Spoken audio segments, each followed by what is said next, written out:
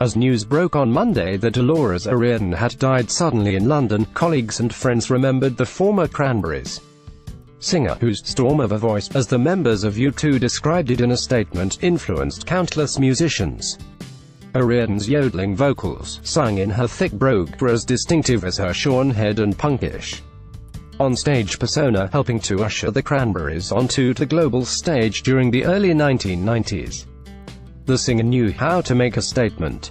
Described in 1995 by Rolling Stone as part Audrey Hepburn, part David Bowie, Riordan once arrived for a set at London's Royal Albert Hall in oversized Victorian formal garb.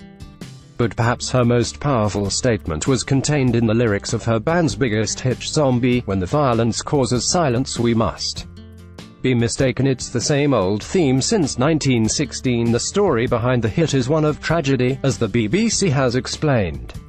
In 1993, Riordan was on tour in England and watching television when a news report on an Irish Republican Army bombing appeared on screen. That bombing, the second to rock the English town of Warrington in a short period of time, would mark a flashpoint in the violence in Northern Ireland.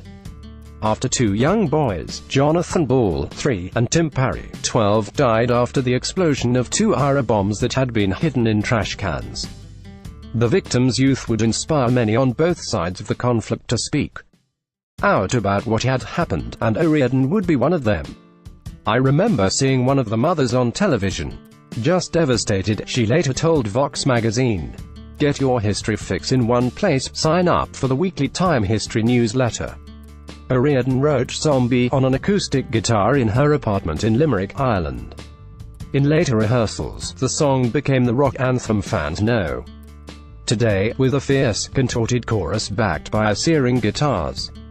In the music video, close-ups of Riordan covered in gold paint, standing in front of a huge cross, were interspersed with black and white clips of children and British soldiers. When it was released on the album No Need to Argue, Riordan told Time that the band was getting a bit more outspoken. Following Riordan's death, the father of one of the bomb victims who inspired Zombie offered his own tribute to the singer on Irish television. Speaking on BBC Breakfast, Ulster, Colin Parry, whose son Tim was killed, described the song as very, very powerful, and thanked Riordan for the majestic and very real lyrics. The event at Warrington, like the many events that happened all over Ireland and Great Britain, affected families in a very real way. And many people have become immune to the pain and suffering that so many people experienced during that armed campaign, he said. To read the words written by an Irish band in such compelling way was very, very powerful.